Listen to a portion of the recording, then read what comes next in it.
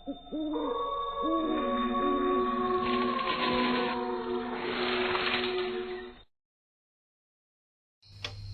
के 11:10 बाहर भयानक तूफान है। शहर के बाहरी इलाके में स्थित रेडियो मिराज का 13वीं मंजिल का साउंड प्रूफ स्टूडियो नंबर 4 नीली और लाल एलईडी लाइट्स में नहाया हुआ है।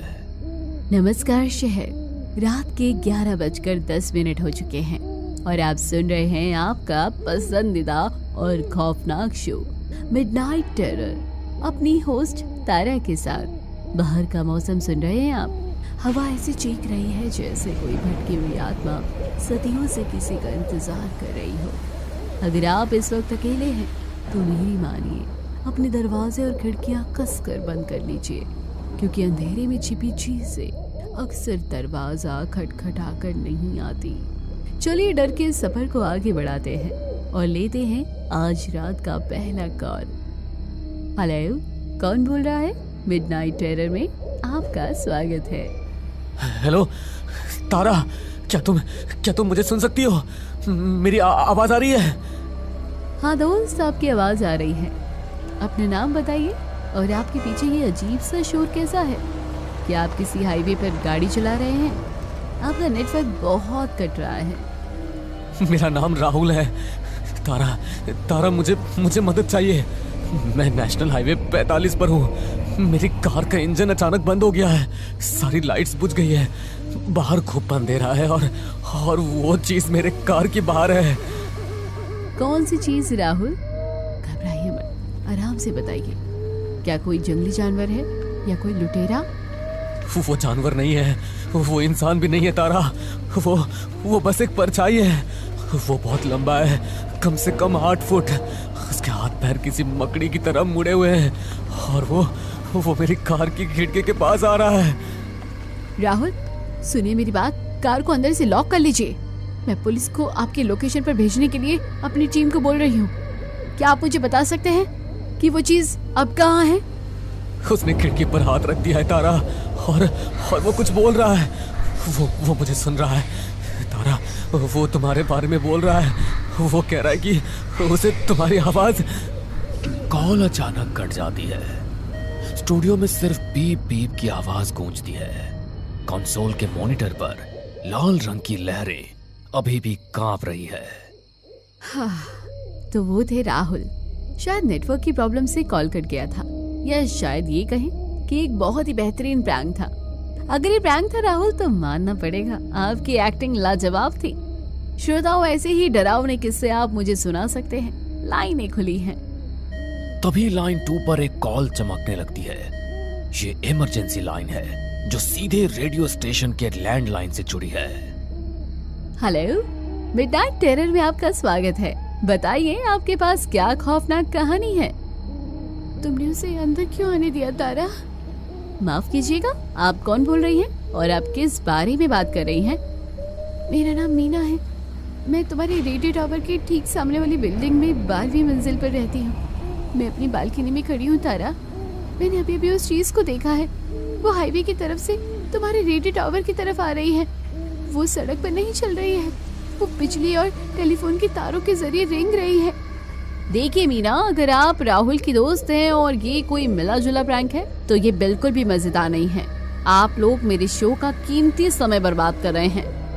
ये प्रैंक नहीं बेवकूफ लड़की, वो आवाज के जरिए यात्रा करती है। तुमने उस पहले लड़के से बात करके उसके साथ एक ऑडियो लिंक बना लिया है। वो तुम्हारे ट्रांसमिशन की फ्रीक्वेंसी को पकड़कर टावर तक पहुंच गई है। मैं उसे देख सकती हूँ। वो अब तुम्हारी इमारत की दीवार पर छिपकली की तरह चढ़ रही है। वो बिल्कुल वैसी ही दिख रही है जैसा पहले कॉलर ने बताया था। लंबी, काली और हे भगवान, क्या हुआ मीना?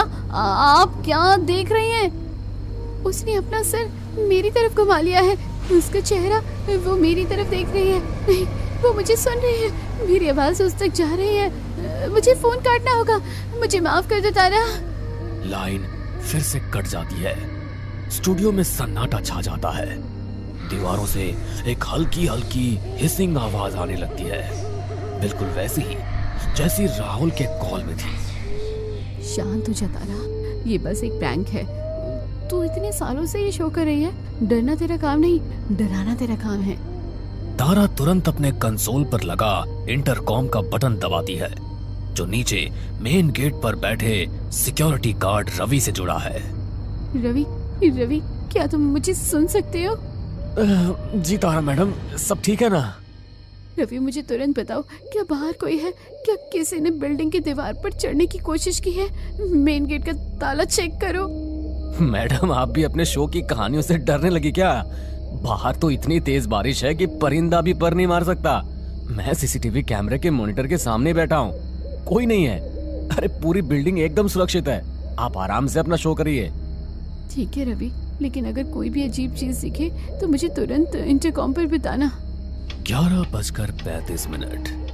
तारा जैसे ही वापस माइक की तरफ मुड़ती है, उसके कंप्यूटर स्क्रीन पर लाल रंग का एक बड़ा सा पॉपअप मैसेज चमकने लगता है। चेतावनी, सिस्टम हैक्ड नहीं है, ये एक प्राचीन परजीवी है। इसे शब्द पिशाच कहते हैं। ये ध्वनि तरंगों में जिंदा रहता है। ये अपना शिकार उन लोगों को बनाता है जो बोलते हैं। ये इलेक्ट्रॉनिक फ्रीक्वेंसी के जरिए सफर करता है। ये कभी किसी बंद दरवाजे को खुद नहीं तोड़ सकता जब तक कि ये अंदर बैठा इंसान डर के मारे दरवाजा न खोल दे। ठीक रात के 12 बजे ये पूरी तरह से भौतिक रूप ले लेता है। 12 बजे तक अपने स्टूडियो का दरवाजा किसी भी कीमत पर मत खोलना, वो तुम्हें धोखा देने की कोशिश करेगा। ये मैसेज किसने भेजा है? सेंटर का नाम खाली है, कोई मेरे सिस्टम से खेल रहा है। तभी कंसोल पर सभी लाइनें एक साथ लाल रंग में चमकने लगती है। लाइन 1, 2, 3, 4 सभी ब्लिंक कर रही है। तारा कांपते हाथों से मेन लाइन का बटन दबाती है। हम आ गए हैं तारा। कौन हो तुम? ये घटिया मजाक बंद करो, वरना मैं पुलिस बुला लूंगी। 13वीं मंजिल बहुत ठंडी है तारा, लिफ्ट काम नहीं कर रही है, इसलिए हमें सीढ़ियों से आना पड़ा। तुम बहुत अच्छा बोलती हो, तुम्हारी आवाज ने हमारे लिए एक बहुत खूबसूरत रास्ता बनाया है। रवि, रवि जवाब दो, ऊपर कोई है? रवि तुम्हारी मदद नहीं कर सकता। हम तुम्हारे स्टूडियो नंबर 4 के दरवाजे के ठीक बाहर खड़े हैं और हमें बहुत भूख लगी है। 11:45। तारा झटके से पलटकर स्टूडियो के भारी स्टील और मोटे कांच वाले दरवाजे की तरफ देखती है। नहीं, ऐसा नहीं हो सकता, वहाँ कोई नहीं है, वहाँ कोई नहीं है। लेकिन दरवाजे के कांच के पार बाहर कॉरिडोर के खुप अंधेरे में एक विशालकाय आकृति खड़ी है। उसके लंबे नुकीले नाखून कांच पर धीरे धीरे खरोंच रहे हैं। चले जाओ यहाँ से, चले जाओ। दरवाजा खोलो तारा, हमें अंदर आने दो। हम तुम्हारी आवाज हमेशा के लिए अपने पास रखना चाहते हैं। मैं तुम्हें अंदर नहीं आने दूंगी। मैसेज में लिखा था कि तुम दरवाजा नहीं तोड़ सकते, तुम खुद अंदर नहीं आ सकते। तारा अपनी पूरी शारीरिक और मानसिक ताकत लगाकर उस भारी लोहे की कैबिनेट को धकेलती है। वो उस दरवाजे के ठीक सामने अड़ा देती है। फिर वो कुर्सियां, मेज, सब कुछ दरवाजे के आगे लगा देती है। मैं 12 बजे तक ये दरवाजा नहीं खोलूंगी, तुम मेरा कुछ नहीं बिगाड़ सकते। 11:55। अचानक इंटरकॉम से एक दर्दनाक चीख सुनाई देती है। मैडम, तारा मैडम, मुझे बचाइए, मुझे बचाइए। ये कहां से आ गया? रवि, तुम कहाँ हो? मैडम, मैं 13वीं मंजिल पर हूँ। मैंने कैमरे में देखा आपके दरवाजे के बाहर कोई है। मैं आपको बचाने ऊपर आया था, लेकिन कॉरिडोर की लाइट चली गई और अब वो चीज मेरे सामने है। वो इंसान नहीं है मैडम, वो मुझे नोच रहा है। रवि, वहां से भाग जाओ, सीढ़ियों से नीचे भागो। वो मुझे नीचे नहीं जाने दे रहा, वो मुझे मार डालेगा मैडम। प्लीज प्लीज अपना दरवाजा खोल दीजिए, मुझे अंदर आने दीजिए प्लीज। दरवाजे पर अचानक बहुत जोर से प्रहार होने लगते हैं। कोई पूरी ताकत से स्टील के दरवाजे को पीट रहा है। नहीं, मैं दरवाजा नहीं खोल सकती। अगर मैंने दरवाजा खोला तो वो चीज तुम्हारे साथ अंदर आ जाएगी। उस मैसेज में लिखा था कि मुझे दरवाजा नहीं खोलना है, ये उसकी चाल है। तारा मैडम, कौन सा मैसेज? वो कोई चाल नहीं है, वो चीज मुझे मार रही है। अलमारी हटाइए, दरवाजा खोलिए। मैं रवि हूँ। प्लीज प्लीज, मैं मरना नहीं चाहता, मैं मरना नहीं चाहता। 11:58। दरवाजे पर प्रहार और तेज हो जाते हैं। दरवाजे का कांच चटकने लगता है। खून के निशान कांच पर बाहर से छपने लगते हैं। मुझे माफ कर दो रवि, मुझे माफ कर दो। मैं 12 बजे से पहले दरवाजा नहीं खोल सकती।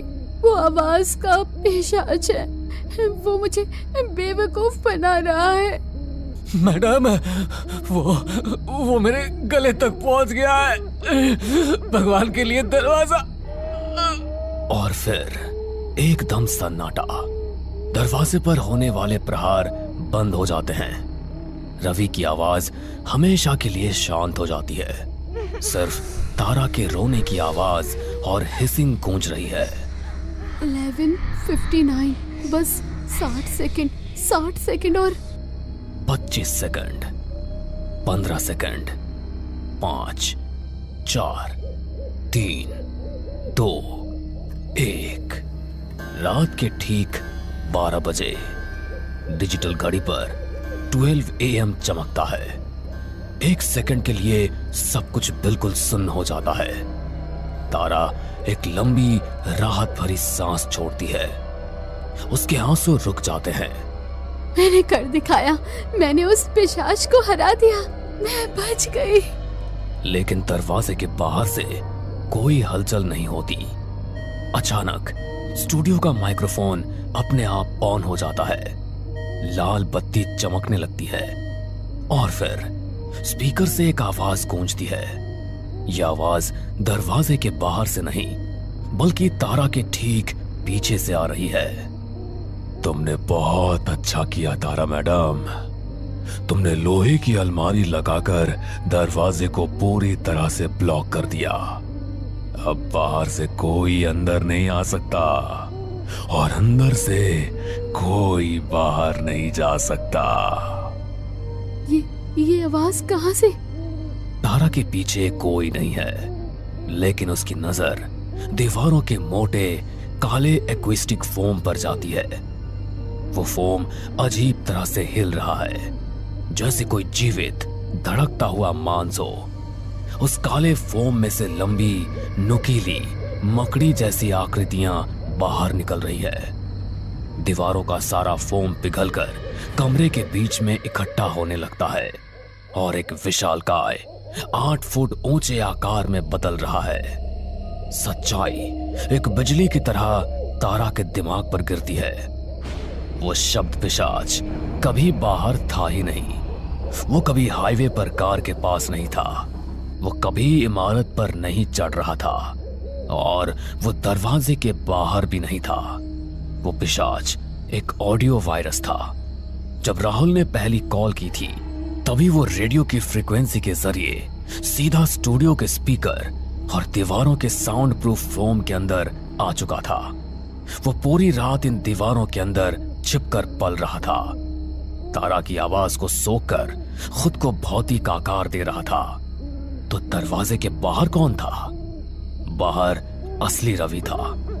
रवि ने सिक्योरिटी कैमरे में देख लिया था कि स्टूडियो के अंदर तारा के ठीक पीछे ये काली आकृति बन रही है। वो तारा को बचाने के लिए अपनी जान जोखिम में डालकर 13वीं मंजिल तक आया था। वो दरवाजा पीट रहा था ताकि तारा बाहर आ सके। वो उसे अंदर के खतरे से आगाह कर रहा था, लेकिन पिशाच ने तारा के कंप्यूटर सिस्टम को हैक करके वो झूठा मैसेज भेजा। उसने तारा को यकीन दिलाया कि खतरा बाहर है और दरवाजा बंद रखना है। तारा ने खुद अपने हाथों से अपनी जान बचाने वाले को बाहर मरने दिया और खुद को उस राक्षस के साथ एक साउंड प्रूफ कब्र में हमेशा के लिए कैद कर लिया। कोई आवाज इस कमरे से बाहर नहीं जाती तारा, और अब तुम भी नहीं जाओगी। तुम्हारी आवाज अब मेरी है। तारा चीखने के लिए अपना मुंह खोलती है, लेकिन उसके गले से कोई आवाज नहीं निकलती। कमरे का ऑन एयर बोर्ड अभी भी लाल रंग में चमक रहा है। शहर के हजारों लोग अपने रेडियो पर सन्नाटा सुन रहे हैं, इस बात से अनजान कि अब ये पिशाच उनके रेडियो सेट से बाहर आने के लिए बिल्कुल तैयार है। हमें पूरा यकीन है दोस्तों कि आप लोगों को ये कहानी जरूर पसंद आई होगी। अगर आपके साथ भी कुछ ऐसे अनकहे किस्से हो चुके हैं तो प्लीज हमारे साथ शेयर करें, हम जरूर अपने चैनल पर उनको दिखाएंगे।